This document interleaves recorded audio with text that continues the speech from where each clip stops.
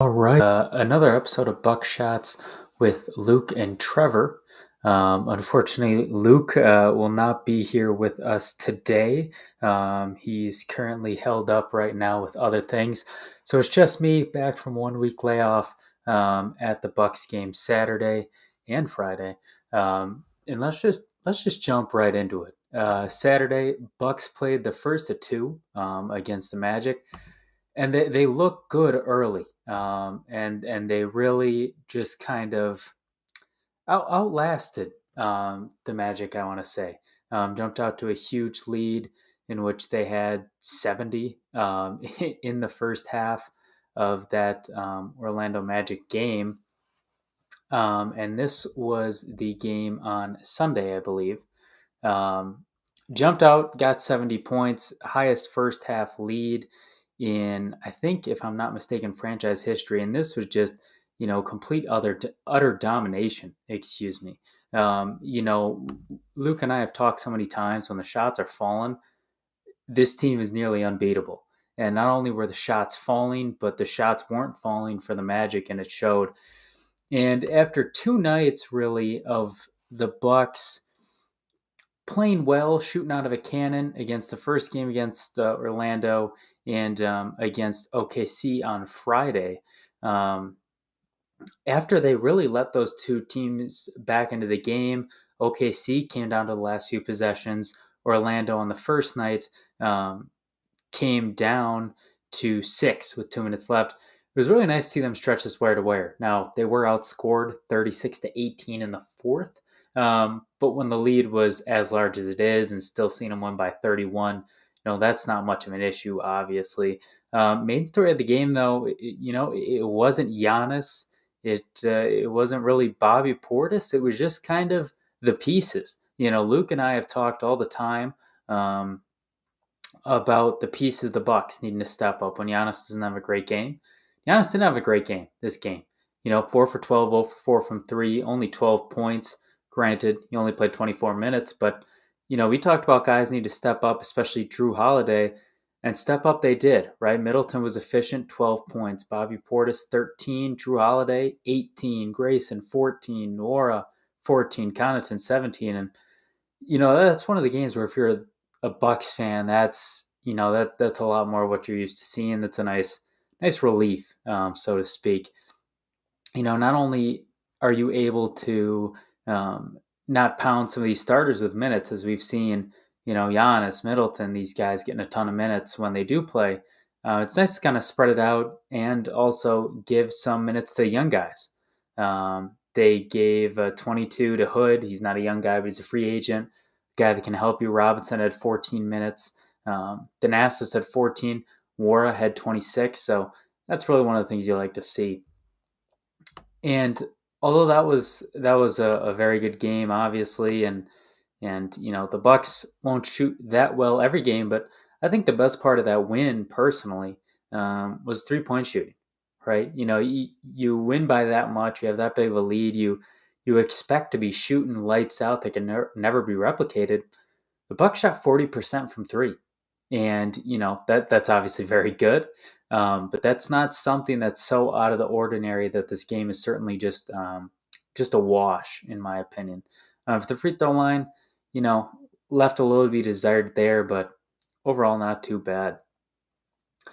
I think one of the other storylines from this game too is rebounds, and Luke and I have talked about it so much.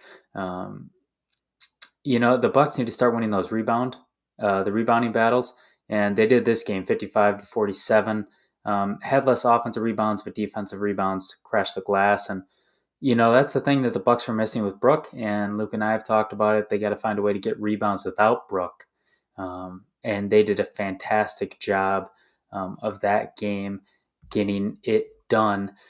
And on the Magic side of the ball, they had trouble shooting too. Not only did they have 3 technicals, obviously, a game where a team jumps out to that big of a lead.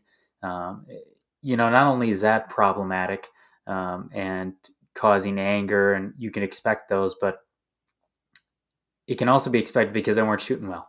27% from deep, 36% from the field, and A lot of that can be attributed to this defense. The first two games against OKC and Orlando, it seemed like the Bucks were just kind of wary to closing out the perimeter, just kind of wary, just kind of nonchalant, and a lot of that is why the Thunder and the Magic in the first game got back into that game. And in this game, it was different. I mean, they started closing out. They got some help from the Magic, missing some shots, of course.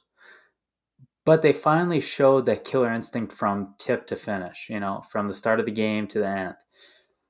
And that's what you really expect from the Bucks, right? That's what you need from the Bucks. And I don't know if it was a mixture of guys just coming back, not really assuming their roles, as it was when they left off or when they got hurt. But it's nice to see, because with a team that is led by Giannis, right, you certainly don't expect lack of effort to be a problem. So it was nice to see that happening.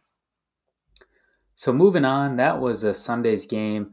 The Bucks then played the Pistons at home, and this one wasn't quite as lopsided as the Orlando game, but it did see the Bucks jump out to an early lead, and they led this one wire to wire. And this is one of those games where they're playing the Pistons, and this is what you expect from the Bucks, right? I mean, it's really what you expect from them. Detroit, I think they have some really good players. I think Grant is very good. I think Sadiq Bey can play a role here and there. Hamidou Diallo, I think in small bursts he can do all right. But they are not in the same class as the Bucks, right? They're not in the same class as the Bucks. So this is a good win for the Bucks. The key players for the Bucks, Giannis looked like Giannis again. Only 7 boards, 5 assists, but put in 33 points. Efficient shooting night again. 8 for 10 from the line, which is what you like to see. He had 33. Bobby Portis lit it up. 10 for 14, 6 for 7 from 3, 28 points, 10 rebounds, another double-double. Drew Holiday looked like old Drew Holiday again, 8 for 16, 3 for 7 from deep with 22. Chris Middleton an off night with 11, but those were the big scores for the Bucks. And the takeaway from this game again was that 3-point shooting. I talked about the Orlando game in which the Bucks shot 40%, so that's good, right? But that's not so out of the ordinary. This game, the Bucks came out, they shot 41% from 3. They looked good, and you could tell they knew, right? They knew their job. They knew they were better than the Pistons. And it was just one of those games that you expect, right? Wire to wire. It was never really in question, the outcome of this game. So that's obviously nice to see. On the Pistons side of the ball, defensively, again, I think the Bucks did exactly what they needed to do. Cade Cunningham, I think he's a great talent, but I think a lot of the questions about him in the NBA are very legitimate questions to be asking. One of the things about him in college, he was a great playmaker, great getting to the rim, great ball distributor. He wasn't a good shooter, right? And in the NBA, you need to be a good shooter, especially as a guard. And we saw that. 3 for 10 from the field, 2 for 6 from deep, 9 points. He had 7 assists and 8 rebounds, but also 4 turnovers. And when the leading guy for a team, or one of the leading guys in Cade Cunningham is doing that, it makes it a lot easier for the Bucks. And, he already struggles with shooting. They played great defense. That helps as well. One of the other big things about this game, the Bucks rebounding, they looked pretty good, right? Again, that story of rebounds comes into play. Bucks at 56, right? Pistons at 44. And Pistons didn't even have 10 offensive rebounds. And one of the things when you're playing a team that you should beat, really when you're playing any team too, is keep them off the offensive glass, right? When you're a good defensive team, the more opportunities they get, the harder it is for you, right? The more possessions you're out there, the more time you're on defense, the more chances there are to find an opening in a zone. Sometimes the Bucks have played man-to-man. Sometimes guys just get tired, right? And so eliminating the offensive boards, those second chance points, that's such a big thing. And, it was nice to see there. I think that was one of the keys to the win. I think obviously the Pistons' bad shooting helped too, but that was big too.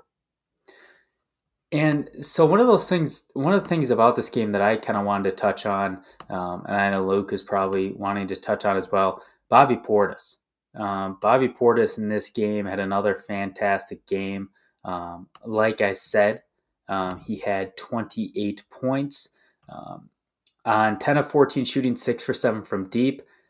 Saturday against Orlando, he also had an efficient game, 8 for 11, 6 for 7 from deep. He's shooting that ball so well, and this is a guy who is a sixth man. Really, he's had to start in a starting role, really, and he's done a heck of a job offensively, putting in the output. Um, in November, he has had 1, 2, 3 games where he's put up 20, and that is even more than you can usually expect from this guy. His shooting has been incredible. On the season, he is shooting 45% from three, 49% from the field, 75% from the line. He was such a steal, and I think I speak for all Bucks fans when we say, or when I say him coming back was one of the biggest steals in free agency. But I mean, it certainly was. He's playing at a high level for a guy that you expect to come off the bench and has had to fill a big role. 15 points per game, 8 rebounds per game. He's doing exactly what you need, and he's such a factor for this Bucks team. He gets the crowd hyped. His defense, his physicality, his effort. It's just something the crowd feeds off of. And when you're playing at home, I don't think I need to tell you how big of a deal that is, for sure.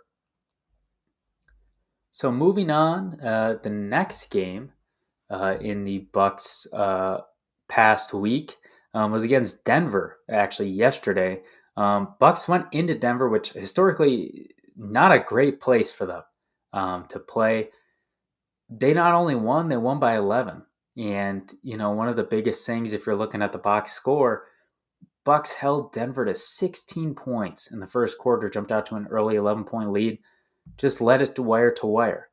Um, well, I think it does need to be mentioned that Nikola Jokic did not play in this game. Obviously, he's a huge factor, huge influencer of game outcomes, and certainly him not playing makes the win. I don't want to say less important, but less telling of this Bucks team and of this Nuggets team. It's still a good win. This Nuggets team is a very deep team, and to not only win by double digits on the road, even with the Nuggets team that has been struggling. Right, they're 9-10 right now, but they're 7-4 at home, so they're still a very good home team. They were 7-3 coming into this game, so good to steal a win on the road always, especially against a team like Denver. Even without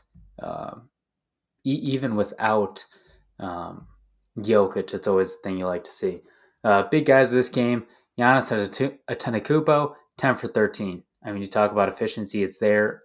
Granted, other side of that coin, only 3 for 9 from the free throw line, which raises some eyebrows. Off the bench, Connaughton had 20 points, 7 for 8, 4 for 5 from deep. Then you had Chris Middleton with 17, Drew Holiday with 16 on 7 of 10 shooting, and Bobby Portis 11, Grayson Allen 10. In this game, like I said, Jokic is out, but I think the biggest thing is even with Jokic out, this is a very well-coached team. Michael Malone is a very good coach. This team defensively all around is a very good team defensively. So to be able to put up 120 points on the Nuggets is certainly nothing to scoff at. And this was another game. Obviously, we know Giannis is going to show up, except in the rare occasions. But Drew Holiday, like I mentioned, 7 for 10 from the field. He's finally looking like he's going to be back. He's back shooting offensive wise. And when you're doing that, I mean, when Drew Holiday is playing like that, it's really hard to beat this Bucks team. And the story from the Bucks game was just the shooting. You look at the stat line at the end of the game, and you're going, "How'd the Bucks win this game?" Right? The Nuggets shot 43%. It's not too bad. 36% from three, not too bad either. 85% from the field. The Bucks shot 63% from the field 48.5% from deep. When you're shooting like that, it's hard for anybody to beat you. But when you're shooting well, it's hard for anybody to beat you. But when you're shooting that well, it's nearly impossible. And you look at the rebounds. Granted, they're going to be a lot less, right? Because the Bucks made a lot of shots. But again, that impact of Jokic was felt. 44-31, the Bucks out rebounded the Nuggets, limiting those second chance possessions. That's what the Nuggets are going to need without Jokic, and they just didn't give it to them. The one negative, though, I will say for the Bucks about this game, and we kind of saw the same trend against the Pistons, was the turnover battle. This is a second straight game where the opposing team did not have double-digit turnovers. And for a team that is as good defensively as the Bucks, with everybody back minus Dante, it's a little concerning, right? And you appreciate the shooting, you appreciate how they played. They played well as a team. Everybody stepped up. Defensively, you need to step up, though. And I wonder if that's just the Bucks kind of getting ramped up, kind of getting back into the swing of things. Obviously, defensive play is the hardest, in my opinion, and in my experience. But, still something to keep an eye off of. Because, if you're not getting turnovers and if you're not really causing them to shoot that poorly, as we saw with the Nuggets, the Bucks really need a heck of a shooting night to win this game. So hopefully they can start ramping up that defense a little bit, start playing a little more efficiently, start getting some more turnovers, turn that into more possessions, more shots, so that when you're not shooting as well, you're still able to do a good job. So before I get into schedule for the Bucks in the upcoming week, I opened up the floor to Twitter for questions, and questions about the Bucks, anything. And one of the questions we did answer, not this past week with Luke, but 2 weeks ago, was surrounding Dante DiVincenzo and Grayson Allen. Grayson Allen has been playing fantastic the last few weeks, really, in the absence of Dante. He's just been an absolute flamethrower. He's had some not great games, but for the most part, his shooting numbers are truly, up there with Steph Curry, up there with all these guys. So, it's a great thing to see. But the question is now, what do you do with Dante? And that was one of the questions we have, and how we frame that, and how I think we'd both still frame it, is Dante coming off the bench. Dante is a great player. I think he's very good, but he's probably going to come out a little rusty, if we're being honest. We saw that with Middleton coming back from illness. We saw that with Drew coming back from injury. We are probably going to see that with Brook coming back from injury. That's just what you see, right, when you're out of the game and the flow for a while, especially as long as Dante has been. So, when he comes back, he's going to be rusty, so bring him off the bench. And I think, like we also said 2 weeks ago, hopefully you can find a good trade partner for him, get some pieces for him. The other question was from Peter. He asked, when Brook comes back, do you still start Bobby Portis? It's an interesting question. It's a good question. I think it depends a lot on matchup, and I hate it for it to be a cop-out answer, but I think it really does depend on matchup. If you're playing a team like Cleveland that has just a ton of bigs, right? If you're playing a team like Miami with Bam Adebayo, who, although I don't think he's some superstar that some Heat fans think he is, he's still a force down low, right? I think in those games, you got to have Brook, where Brook and his three-point shooting can draw them out, kind of clear out that paint area so guys can go to work inside, draw fouls on their assignments, and defensively have somebody as big as them to be able to match up. I think we all love Bobby Portis, but I don't think anybody wants to see Bobby Portis or Pat Connaughton on Bam Adebayo for 30-some minutes. But if you're playing a team like maybe in Orlando, if they go a little smaller, maybe a Detroit, depending on who's playing the center position. Isaiah Stewart, I think, is only 6'9", 6'10", something like that. That could work.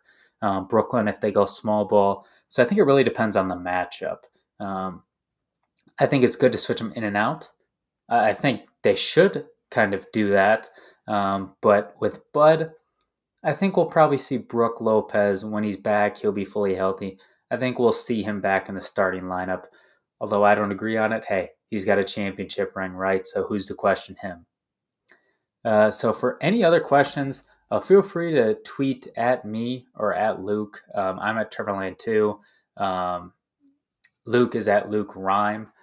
Feel free to come at us on Twitter. Ask us any questions, or hey, ask the Buckshot Twitter as well. We'll be sure to answer all your questions. Moving on to the week that we're going to look forward to. Bucks have a 6-game winning streak. They're sitting pretty right now, and their schedule coming up, it doesn't pose too much of a challenge. And after a tough week 2 weeks ago, this is where it really starts to open up for the Bucks, and I think they can really take advantage. Sunday, tomorrow at 4 p.m., they play at Indiana against the Pacers. If you're a Packer fan, sorry. Guess they'll have to record it. Wednesday, they play Charlotte at home. Thursday, they play at Toronto. And then Saturday, for our show, we will be previewing this game, but they play Miami at home. And like I said, the Bucks are on a 6-game winning streak right now. And right now, current NBA standings, the Bucks are 6th in the East, 2.5 games out of first, 1 game out of second of the Chicago Bulls. 12-8 on the season, 8-2 over the last 10. And with this schedule, you look at Indiana. First, we'll look at that game. Indiana tomorrow, 4 p.m. Indiana's had a tough time this season. And the interesting thing is this team is not a bad team. Record-wise, it would tell you they're a bad team. 9-12, 3-9 away, which is tough to see. But point differential-wise, plus 2.2 points per game, meaning they, on average, outscore their opponents 2.2 points per game. So you look at that 9-12 record, and certainly you compare with that point differential, it certainly tells you a different story. And so that's not going to be a pushover game. That's not going to be an easy game. But I think the Bucks have started to get a roll. Obviously, we've talked about Portis shooting better. Connaughton and Grayson Allen are stepping up. Drew Holiday's looking more like himself. I'm looking at that game with the Pacers. I'm thinking it's a win. And I think it's probably about 10, 11 points. ESPN's Basketball Power Index actually has Indiana 56% chance to win that game. But the Bucks do have minus 2.5 spread. Over-under is 217.5. Looking at the game, I think it's going to be over. I think it's going to be over. I think the Bucks cover the spread as well. Although Indiana is a great team at home, a very good team at home, I just don't see them matching up to the firepower of the Bucks unless they suddenly go cold, which is very possible. So game number 2, Bucks play against Charlotte at home on Wednesday. So they have a nice little 2-day break there in between.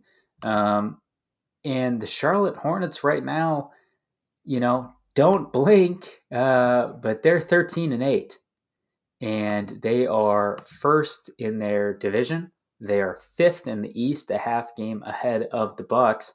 And this is, Bucks fans, be glad this is at Fiserv Forum, because Charlotte Hornets 7-2 at home, but just 6-6 on the road. I think this is going to be a good game. I think this is going to be a little bit closer than I think some people think it's going to be, than some people understand it to be. But it'll be certainly interesting. The Hornets have 1 day off. They play the Bulls on Monday. ESPN's Basketball Power Index, they give the Bucks 60% chance to win this game. No lines yet, obviously, but the Hornets are a good team. I think they're very good, but they really go with LaMelo Ball, and he's been a fantastic point guard. He was Rookie of the Year last year for a reason, but they go with him. And as much as I like him as a player, as good as I think he is, the Bucks have Drew Holiday. Now, Drew Holiday defensively, I think he's lacked a little bit this year compared to what we're used to. But he's still Drew Holiday. And LaMelo Ball against average defenders this season is averaging 3 turnovers a game. So I think with Drew, you probably see that number closer to 4 or 5. I think that's going to make the difference if you think it's close. I think the Bucks escape with a victory here. Like I said, closer than people think. I'm going to say about a 7-point win. But I think it's because the Hornets making a furious rally at the end, so to speak, not so much because of the Bucks having troubles with them. I think, sometimes other teams just make shots and you can't do anything about it. So next game, the Bucks play at Toronto. Obviously, Toronto is a tough place to play for anybody, especially for the Bucks. Historically, obviously, we know what happened in the Eastern Conference Finals in 2019, and this will be a very interesting game. Currently, the Raptors have some injury concerns. OG Anunoby, Khem Birch, Gary Trent Jr. It sounds like Gary Trent Jr. is going to go, which is a big lift for them. OG Anunoby, his status is still up in the air. He is out as of tonight, but obviously injuries ebb and flow. We'll see how that ends up. Bucks have been given a 51% chance by the ESPN Power Index. We know the Raptors fans, this is becoming arguably the biggest rivalry the Bucks have at this point, just with the history and the lack of competition from the Bulls. So this will be a very interesting game.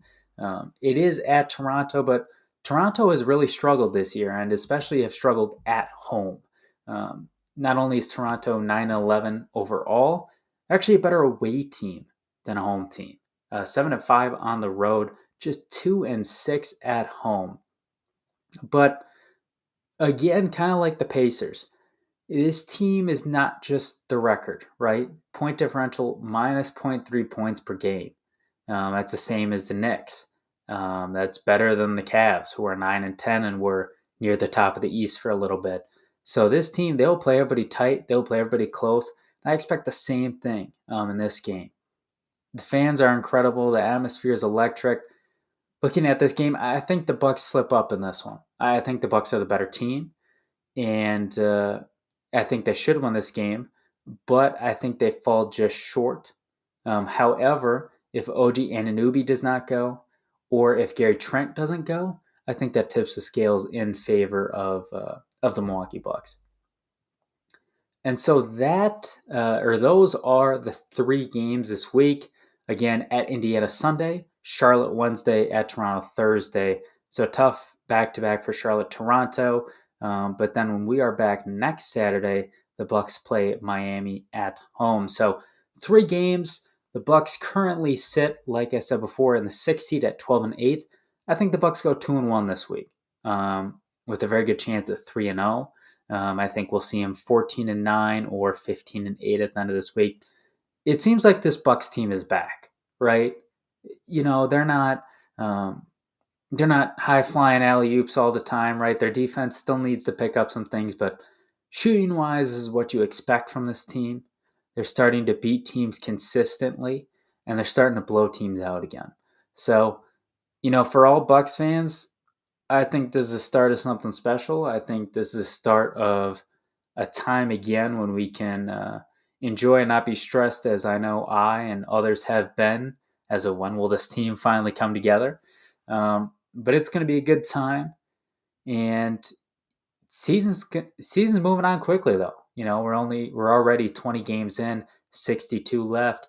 Got to make your mark when you can. So, with that being said, again. Follow us at BuckShots on Twitter. This was BuckShots with Luke and Trevor. If you have any questions, get at us on Twitter at Luke Rhyme, at TrevorLand2. And with that being said, you guys have a great night. Go Bucks on Sunday against the Pacers, and we will see you guys next Saturday.